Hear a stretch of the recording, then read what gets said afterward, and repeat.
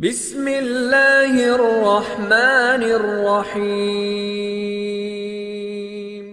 ابن القیم رحمۃ اللہ علیہ نے اپنی کتاب میں الداء والدواء نام کی جو ان کی کتاب ہے، الجواب الکافی لمن سأل عن الدواء الشافی، اس کتاب میں اور اس کے علاوہ اور بھی ان کی کتابیں ہیں، کئی ایک مفتاح دار السعادہ، مدارج السالکین، بہت ساری کتابیں ہیں۔ ان کتابوں میں شیخ امام ابن القیم رحمۃ اللہ علیہ فرماتے ہیں، کہتے ہیں کہ شیطان جو ہے وہ انسان کو گمراہ کرنے پر معمور ہے، لگا ہوا ہے، اور انسان کو گمراہ کرنے کی کوشش ہمیشہ کرتا ہے۔ یہ گمراہی کا جو لفظ ہے اس کی بہت سارے مراتب ہیں، درجات۔ کہ گمراہ کا مطلب کیا ہوتا ہے؟ راستے سے ہٹ جانا، راستہ کھو جانے کا نام کیا ہے؟ گمراہی۔ راستہ بھٹک جانا، راستہ بہک جانا، جس راستے پر چلنا ہے اس راستے پر نہ چلے، کسی اور راستے پر چل جائے، اسی کا نام گمراہی۔ تو شیطان انسان کو گمراہ کرنے کی ہمیشہ کوشش کرتا ہے، لیکن اس کوشش میں اس کے یہاں مراتب اور درجات ہیں۔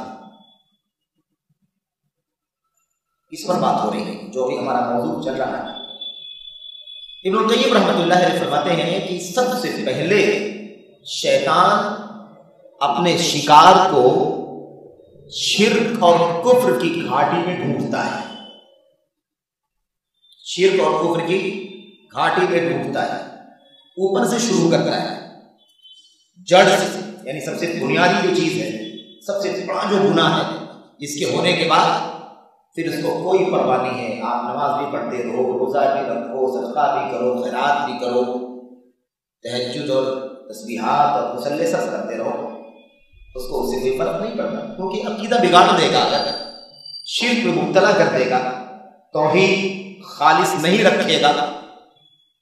ہمیں نہیں پتا ہے، مسلمانوں میں بہت سارے لوگوں کو نہیں پتا ہے کہ اگر توحید میں خلل ہوگا تو یہ نمازیں، یہ روزے، یہ حج و زکوٰۃ، تسبیحات، مصلی، فرائض، نوافل سب کے سب اکارت ہو جائیں گے۔ عقیدے کے فساد کے باوجود بھی بہت بڑی تعداد اس ملت کی، اس امت کے بہت سارے لوگوں کی تعداد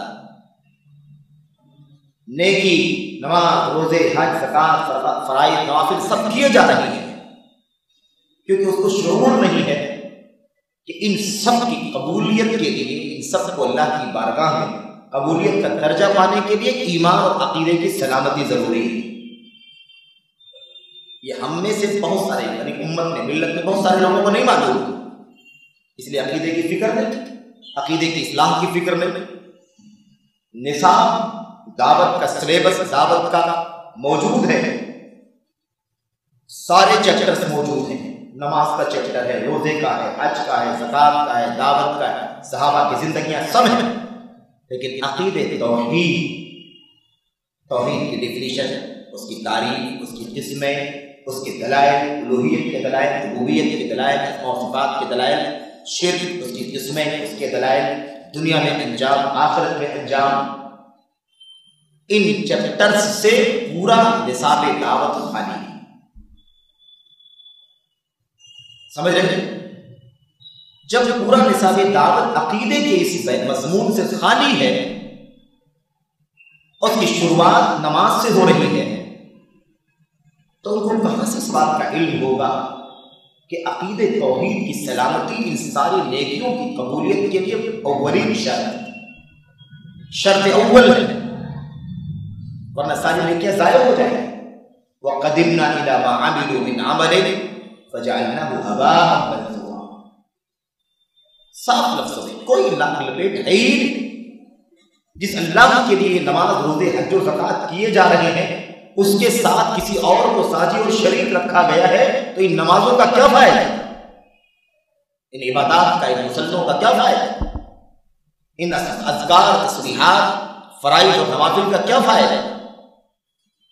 لیکن نہیں اس کو بتایا گیا، انہیں یہ چیپٹر سمجھایا ہی نہیں گیا۔ تو بہت بڑی تعداد ہے جن کو تو یہ نہیں پتا ہے کہ عقیدہ توحید کے فساد کے بعد بقیہ چیزوں کا کوئی فرق نہیں پڑتا، آپ کریں نہ کریں سب برابر ہیں۔ لیکن شیطان جو گمراہی کا بیڑا اٹھائے ہوئے ہے اس کو اچھی طرح سے پتا ہے کہ مجھے گمراہ کرنا ہے تو کہاں سے شروع کرنا ہے. اسے معلوم ہے مجھے سب سے پہلی کوشش ہی کرنا ہے کہ اس کا عقیدہ تباہ ہو جائے، یہ شرک کرے، یہ عقیدے کا فساد، عقیدے کا نفاق پیدا ہو جائے، کفر کرے. اللہ تبارک و تعالیٰ کی توحید میں یہ کھڑا اور خالص باقی نہ بچے، یہ اس کی فکر ہے. پوری انرجی لگاتا ہے، ابن قیم فرماتے ہیں پوری طاقت لگاتا ہے آخری دم تک کہ اس کے عقیدے کو برباد کرتا ہے.